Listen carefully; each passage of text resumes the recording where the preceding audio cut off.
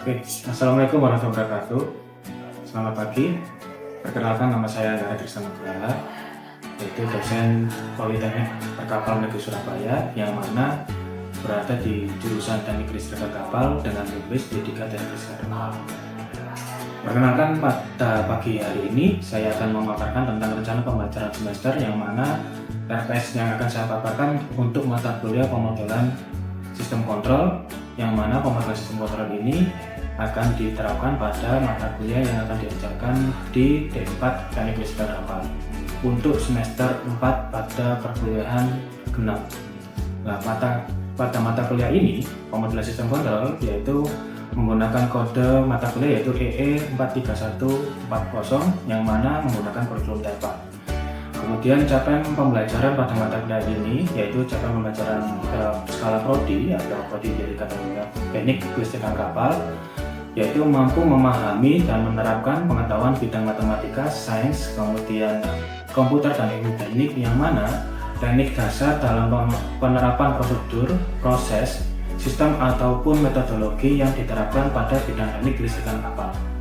Kemudian pada catatan pembelajaran mata kuliah untuk pemodelan sistem kontrol ini, di mana mahasiswa mampu menerapkan pengetahuan matematika, sains, kemudian komputer dan teknik dasar dalam pemodelan, analisis perancangan, implementasi dan evaluasi. Kemudian penerapan tersebut yang diharapkan akan diterapkan pada pengendalian otomatis berbasis microcontroller, kemudian microprosesor ataupun PLC, maupun penggunaan simulasi pada MATLAB ataupun penggunaan perangkat lunak yang lain. Kemudian deskripsi singkat mata kuliah ini, yaitu mata kuliah ini akan membahas tentang konsep dasar hingga tujuan tentang sistem pemodelan dan kontrol berbasis otomatis, dan penekanan pada integrasi microcontroller atau microprosesor dalam aplikasi kelistrikan kapal, serta sistem kontrol industri. Mahasiswa akan belajar melalui pendekatan case method, kemudian melalui simulasi, kemudian eksperimen, hingga realisasi sistem kontrol suhu, posisi, kecepatan, dan sistem multivariabel. Mata kuliah ini membangun kompetensi praktikal, analitis, dan evaluasi melalui proyek dan studi kasus. Pada mata kuliah pemodelan sistem kontrol ini, bahan kajian yang akan disampaikan antara lain adalah 1. Pengantar sistem kontrol dan microcontroller, kemudian pemodelan sistem fisik, mekanik, dan elektrik, dan diagram blok, kemudian analisis transient dan steady state, kemudian desain sistem kendali PID, kemudian mikrokontrol dan mikroprosesor, kemudian sistem kontrol diskrit maupun kontinu, kemudian analisis kestabilan, kemudian analisis ruang keadaan dan sistem MIMO, kemudian perancangan kendali optimal menggunakan linear quadratic regulator atau LQR, kemudian bisa juga menggunakan model predictive control, kemudian realisasi dari kesemua sistem pada model hardware yaitu sensor, aktuator, dan I/O untuk interface-nya, kemudian integrasi sensor dan aktuator dalam aplikasi berupa greenhouse atau HVAC dan sebagainya, kemudian pengujian dan validasi pada kinerja sistem kontrol. Kemudian yang terakhir adalah proyek akhir, yang mana nanti mahasiswa akan mencoba menerapkan dari matematis, kemudian simulasi diterapkan pada hardware sebagai studi kasus yang akan diambil. Pada mata kuliah pemodelan sistem kontrol ini, mahasiswa akan mendapatkan kemampuan akhir yang telah direncanakan sesuai dengan RPS, yaitu yang pertama adalah menjelaskan prinsip dan sistem kontrol pada microcontroller dan sistem fisik berupa elektrik, mekanik, dan thermal. Kemudian yang kedua adalah melakukan pemodelan matematis dan simulasi sistem kontrol baik berupa kontinu maupun diskrit. Kemudian menganalisis respons sistem dan kestabilan menggunakan pendekatan klasik maupun modern. Kemudian merencanakan dan merancang controller, PID, LQR, dan lain-lain untuk aplikasi teknik kelistrikan kapal dan industri. Kemudian mengimplementasikan sistem kontrol berbasis microcontroller atau mikroprosesor. Kemudian mengintegrasikan sensor dan aktuator pada prototipe sistem kontrol, kemudian melakukan pengujian dan evaluasi performa melalui studi kasus nyata, dan yang terakhir adalah menyusun laporan teknis dan meresentasikan solusi sistem kontrol berbasis komputer. Pada mata kuliah pemodelan sistem kontrol ini menggunakan media pembelajaran antara lain perangkat lunak, yaitu menggunakan MATLAB, bisa menggunakan Proteus, Arduino, dan LabVIEW, serta perangkat lunak yang lain. Kemudian ada perangkat keras, kita bisa menggunakan Arduino, Raspberry Pi, kemudian sensor atau aktuator yang bisa digunakan, serta motor untuk uji coba. Kemudian platform yang digunakan pada mata kuliah ini bisa menggunakan LMS, yaitu bisa Google Classroom atau Moodle, atau menggunakan perangkat lunak yang lain yang bisa mengakses mata kuliah secara global ataupun dimanapun posisi mahasiswa berada. Kemudian menggunakan pembelajaran yaitu metode dengan case method atau diskusi kelompok maupun simulasi, praktikum, dan presentasi project. Pada mata kuliah pemodelan sistem kontrol ini, mahasiswa wajib menempuh mata kuliah syarat sebelumnya, yaitu mata kuliah wajib berupa dasar sistem kontrol atau sistem dinamik, kemudian wajib juga mempelajari tentang mikrokontroler dan aplikasi. Kemudian disarankan juga mahasiswa dapat menyelesaikan mata kuliah yaitu elektronika dasar, matematika teknik, dan pemrograman dasar. Kemudian pada mata kuliah ini menerapkan penilaian sebanyak 6 macam, yaitu ada tugas atau laporan, ujian praktikum 1 atau ETS, ujian praktikum 2 atau EAS, kemudian ada daily activity, kemudian ada aktivitas partisipasi, dan hasil proyek. Untuk bobot penilaiannya, tugas atau laporan itu sebesar 10%, ujian praktikum 1 itu atau ETS itu berada di 15%, kemudian ujian praktikum 2 atau EAS itu berada di nilai 15%, kemudian daily activity itu ada di 10%, aktivitas partisipatif ada 20%, dan yang terakhir adalah hasil proyek itu bobotnya sebesar 30%. Pada kesempatan berikutnya, saya akan memaparkan tentang perkuliahan pemodelan sistem kontrol untuk perkuliahan di minggu ke-9 dengan pembahasan yaitu mahasiswa mampu menyusun model ruang atau keadaan sistem kontrol baik matematis, simulasi, penerapan pada penggunaan pemodelan pada motor DC. Nah, dari pemodelan motor DC itu diharapkan mahasiswa mampu menyimulasikan dalam bentuk simulasi menggunakan MATLAB yang mana nantinya akan diterapkan pada penggunaan metode berupa PID control. Assalamualaikum warahmatullahi wabarakatuh. Ya, selamat siang. Ini sekarang pukul 13.30 ya untuk. Jadi kita kembali lagi di mata kuliah pemodelan dan sistem kontrol. Ini di sini adalah kelas D4 semester 4 untuk kelas B di prodi PE. Jadi pada materi hari ini kita mengingat bahwa pertemuan sebelumnya bahwa kita sudah mempelajari tentang bagaimana itu transfer function untuk pemodelan motor DC baik dari orde 1 maupun orde 2. Oke, dari sini ada yang bisa menjabarkan orde 1 itu bagaimana? Pada umumnya sih Pak, orde 1 itu pada umumnya ya 1 per torsi per 1. Nah, jadi dalam konteks motor DC untuk orde 1 sendiri itu pengetahuan saya yang pernah saya baca menggunakan pemisahan torsi, yang mana untuk dalam segi mekanikalnya, kemudian untuk elektrikalnya dia menggunakan torsi yang torsinya itu merupakan dari hasil dari resistor dan indukansi, kemudian menghasilkan torsi, kemudian yang ditulis tapi hanya torsinya dia, kemudian ditambahkan variabel syarat. Ada yang mau menambahkan? Atau setuju? Oke, baik, kalau setuju. Ya, yang dikatakan dari Moses tadi ya, itu sudah benar ya. Standarnya ya, kalau orde 1 kita menggunakan variabel atau komponen yang sederhana sehingga menghasilkan transfer function yang sederhana. Nah, untuk materi hari ini kita akan melanjutkan bagaimana mengimplementasikan di MATLAB dengan tanpa menggunakan metode dan adanya metode. Nah, kita kesepakati pada minggu sebelumnya bahwa metode untuk kelas ini menggunakan tipe 1 dan 2. Tipe 1 juga Nichols untuk model sistem open loop. Oke ya. Nah, kalau secara harfiah blok diagramnya adalah ini adalah response atau sorry, ini adalah set point.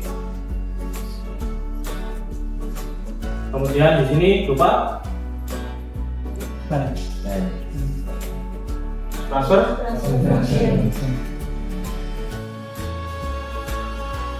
function. Kemudian di sisi terakhir ada output atau respons. Ya. Nah, yang membedakan open loop dengan closed loop apa? Ada feedbacknya Pak. Nah,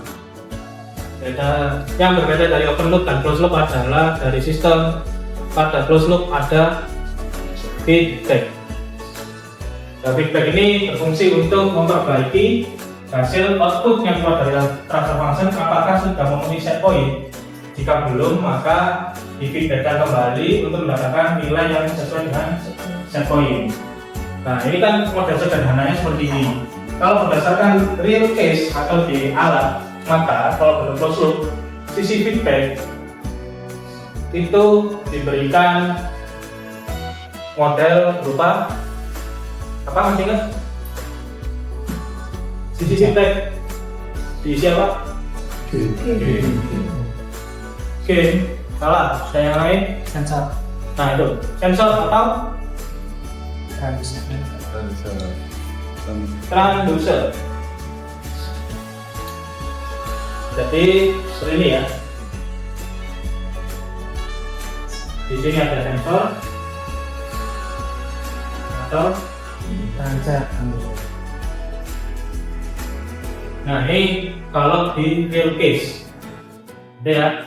Jadi saya harap kalian bisa mengingat seperti ini karena kedepannya masih digunakan ketika kalian menggunakan pemodelan dalam sistem kontrol, entah nanti pakai PID, fuzzy ataupun model yang lain. Oke, sampai sini ada yang tanya nggak? Oke, silakan tanya kalau mau didiskusikan. Tidak ada? Oke, kalau tidak ada kita lanjut ke masuk di bentuk dari PID. Oke ya. Kalau yang kita bahas sebelumnya, kalau kita bahas yang ini tadi ya, ini kan tanpa metode. Nah sekarang kalau menggunakan metode,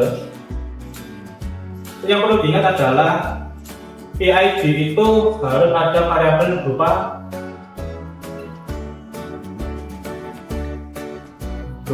gain ya. Ya ada gain. Gain di sini lebih cenderung untuk ke proporsional. Nah, proporsional PID terdiri dari P itu proporsional, I adalah integral, D itu adalah derivatif. Oke, kalau proporsional berarti bentuk gainnya kan seperti ini ada ya, masih ingat kan? Ya, atau disebut dengan KP. Nah, untuk I sama D itu adalah kombinasi dari integral sama derivatif, di mana I sama D itu tidak pernah bisa berdiri sendiri, jadi harus digandengkan dengan proporsional. Maka blok dari gainnya untuk KI nya adalah di sini ada KP plus integral nomor S. Kalau derivatif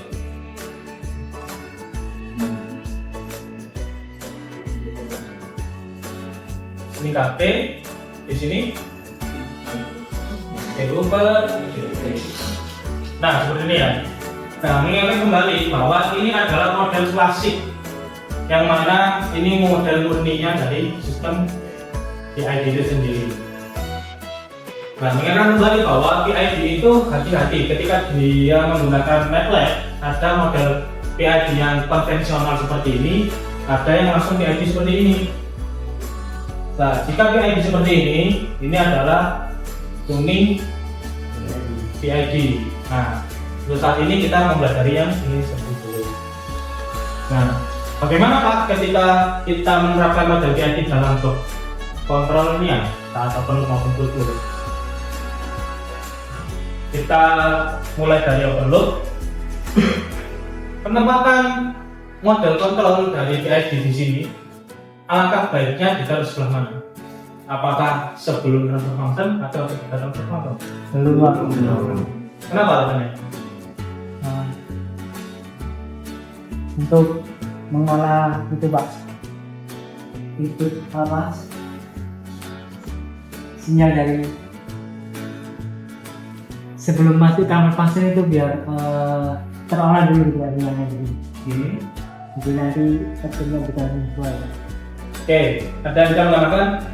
Tadi yang dikatakan Rodiki sudah benar. Mungkin ada tanggapan yang lain? Ya, jadi yang paling benar adalah kondisi penempatan dari sistem untuk PID itu ditaruh sebelum transfer function. Kenapa? Alasannya adalah ketika set point diberikan KP kali KD, itu harapannya adalah set point akan berusaha mencapai di titik respon dari sistem itu akan berusaha mencapai set point yang sudah diinginkan, seperti itu. Nah, ini kurang lebih seperti ini. Ini output atau respon. Jadi sini adalah transfer function ya. Ini adalah respon atau output. Kalau closed loop ini hampir sama dengan open loop, tetapi dia menggunakan feedback. Nah, ini feedbacknya di sini. Nah, di sini kalian menggunakan KP kali KD-nya. Kalau dirasa terlalu besar waktu di MATLAB, nanti kalian tinggal di blok, diklik kanan di max. Tahu kan? Bisa dijadikan satu kolom. Nah, itu ya. Oke, sampai sini ada yang tanyakan nggak? Ya, silakan. Pak, kan kita awalnya itu nge-set point Pak ya. Ya. Misal kita mau nge-set point yang satu, terus apabila keluarnya itu di atas satu atau di bawah satu, itu bagaimana Pak? Hasil keluarannya masih tidak sesuai dengan ini angka satu. Nah, kembali lagi. Peran saya adalah proporsional ini untuk apa sih? Dalam Mendekatkan dengan respon. dia akan mencoba membuat respon itu mendekati nilai set point. Kan kita ibaratkan kalau gambarin set point-nya saya di sini 5. Kalau proporsional terlalu tinggi biasanya kan akhirnya keluar seperti ini ya. Kalau dia terlalu rendah biasanya seperti ini. Nah, tinggal mencari bagaimana dia mendekati nilai set point. Nah, itu di nilai berapa? Itu proporsional. Nah, fungsi dari integral itu apa? Mempercepat rest time. Mempercepat rest time. Ada yang lain? Ada. Oke, rest time itu benar. Jadi efek dari integral adalah yang biasanya kalau kalian temukan adalah dia terus keluarnya adalah landai. Misalnya seperti ini. Nah, jarak dari sini ke sini itu kan membutuhkan waktu yang lama ya. Nah, dengan menambahkan I, dia akan mencoba lebih cepat. Nah, itu I. Kalau derivatif, fungsinya apa? Mempercepat rest time, mereduksi sinyal. Derivatif itu lebih tepatnya bukan mereduksinya, tapi mereduksi adanya overshoot maupun undershoot. Itu ya. Jadi semisal ketika responnya terlalu tinggi, maka dia akan mencoba direduksi untuk mendekati set point. Nah, dari bentuk logika proporsional terus proporsional integral sama derivatif, kira-kira nih dari pertanyaan tadi mahasiswanya sama siapa? Nah, dari Fajar, kira-kira yang berperan penting ketika ada kasus tidak mencapai nilai set point, kira-kira menggunakan apa? Kayaknya Pak. Proporsional. Proporsional. Proporsional. Oke.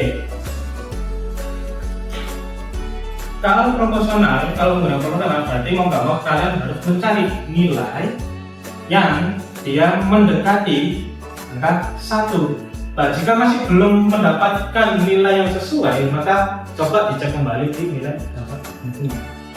Oke, sampai ini ya kan? Cukup ya? Oke. Ya, berikutnya kita lanjut dengan kita coba paparkan hasil kerjaan dari teman kalian, yaitu saudara Moses ya.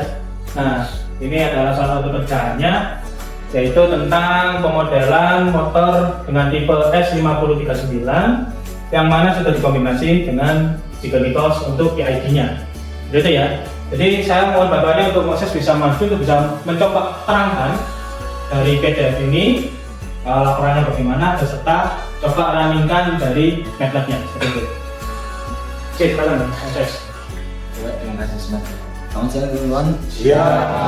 Jadi di sini saya akan memodelkan dengan Nordic yaitu motor rotari tipe S5039 dengan metode Ziegler-Nichols. Yang mana dalam laporan satu ini saya membahas tentang tentang permodelan matematisnya untuk kita masukkan ke dalam permodelan sistemnya. Nah, untuk permodelan sistem, jadi di sini apa aja yang kita perlukan tadi termuat di laporan 1, yang mana kita butuh beberapa variabel, pertama ada resistansi, impedansi, dan lain sebagainya. Nah, kemudian setelah kita mendapatkan apa yang sudah kita dapatkan mengenai variabelnya, kita bisa masuk ke dalam permodelan melalui M-file, yang mana M-file ini isinya adalah variabel dari motor yang akan kita modelkan. Kemudian di sini saya mendapatkan spesifikasi sebagai berikut. Kemudian untuk persamaan dalam bentuk transfer function sudah saya dapatkan, dan kemudian untuk di row 11 ke bawah itu adalah kode untuk saya mendapatkan T dan L. Tapi selain dari itu kita bisa mendapatkan T dan L melalui step respon pertama, yaitu dengan menarik garis regresi linear. Untuk L sendiri adalah waktu terbit pertama, dan T sendiri adalah garis lurus yang membentang sampai dengan titik set point. Setelah kita mendapatkan T dan L, maka kita boleh mendapatkan nilai KP, dan disitulah kita bisa masuk ke dalam metode Ziegler-Nichols. Yang mana Ziegler-Nichols 1 itu mempunyai aturannya sendiri, teman-teman. Aturannya seperti apa? Aturannya yaitu untuk tipe kontrol P, untuk nilai KP nya sendiri kita dapatkan melalui T per L. Kemudian untuk PI sendiri kita bisa dapatkan untuk nilai KP nya 0,9 dari hasil P tadi. Kemudian untuk PID nya adalah 1,2 dikalikan hasil P. Dan untuk menentukan nilai KI kita perlu tahu dulu nih, karena kita dapat dari variabel L, so kita bisa dapatnya nggak bisa langsung KI ya, teman-teman. Jadi kita dapat nilai TI nya terlebih dahulu, yaitu L per 0,3. Nanti untuk mencari KI nya sendiri kita perlu nilai KP dibagi nilai TI agar kita dapat nilai KI. Begitu juga dengan KD. Kalau KD kita tinggal mengalihkan nilai KP dikalikan dengan nilai TD. Nanti kalau kita dapat KP. Nah, saya sudah mendapatkan untuk kali KP nya. Ini untuk yang open loop.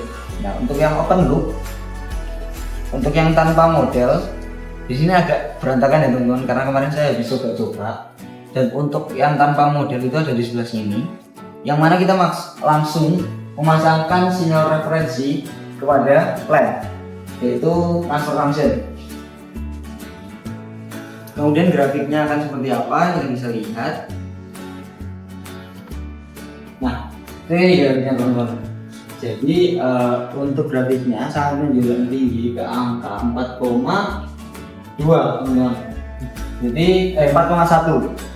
Nah, di sini fungsi model itu diperlukan karena saat dari referensi menuju ke transfer function itu menghasilkan nilai yang sangat tinggi. Di situ peran dari TI. Nah, hasil dari modelnya sendiri itu seperti ini. Di sini analisa yang saya dapatkan antara nilai I saya yang terlalu tinggi atau nilai T-nya yang terlalu tinggi, atau juga nilai resistnya yang terlalu lama, berarti pengaruhnya dari I yang kurang tinggi juga. Bisa jadi antara ketinggian atau kurang tinggi.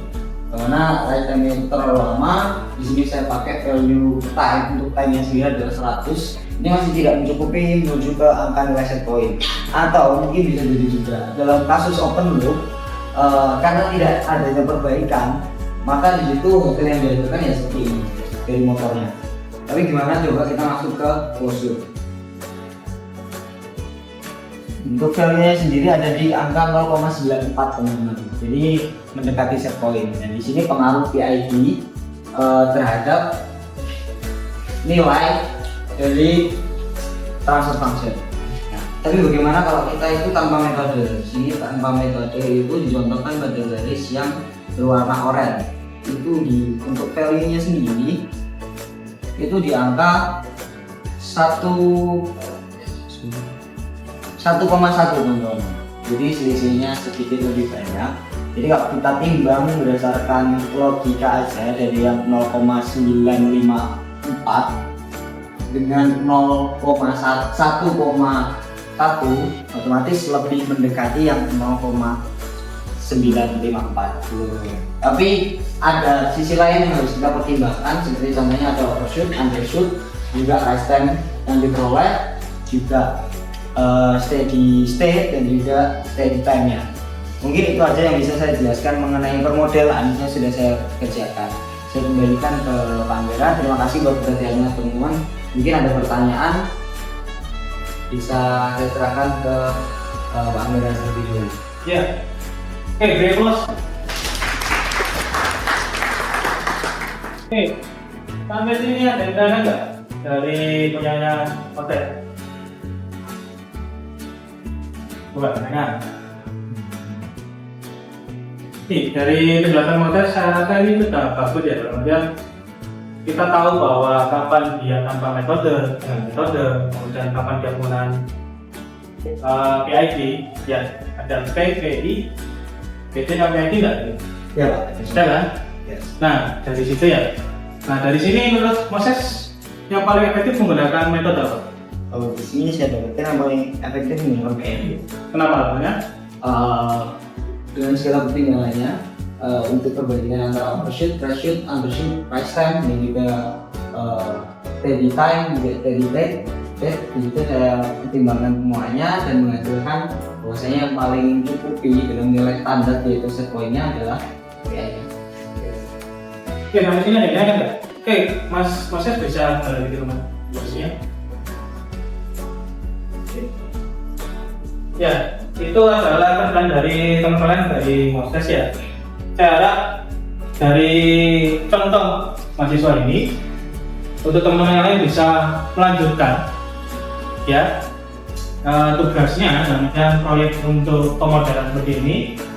Kalian bisa berdiskusi dengan saya di lain waktu ataupun kalian bikin janji dulu. Kemudian materi juga sudah kalian bisa akses di LMS. Kemudian kalau kalian bingung juga bisa berkonsultasi dengan teman kalian yaitu Modes. Jadi saya harap minggu depan ada lagi yang untuk berprogres dan yang bisa cukup ya. Ada yang mau ditanyakan? Mau tadi? Cukup. Oke, terima kasih atas kehadirannya. Mohon maaf jika ada salah kata dan pesan hari ini adalah jangan lupa Twitter. Dan wassalamualaikum warahmatullahi wabarakatuh. Setelah perkuliahan pada minggu ke-9, mahasiswa dapat melakukan pengayaan diri melalui LMS dan kanal YouTube untuk pengembangan diri yang dapat kalian lakukan di rumah. Serta mahasiswa dapat melakukan pendownloadan untuk sistem ataupun aplikasi dalam pemodelan yaitu menggunakan MATLAB pada web prodi yang sudah tertera pada kanal berikut. Baik, terima kasih atas perhatiannya. Untuk mata kuliah pemodel sistem kontrol ini pada minggu ke-9 sudah saya paparkan semua baik secara RPS maupun perkuliahannya.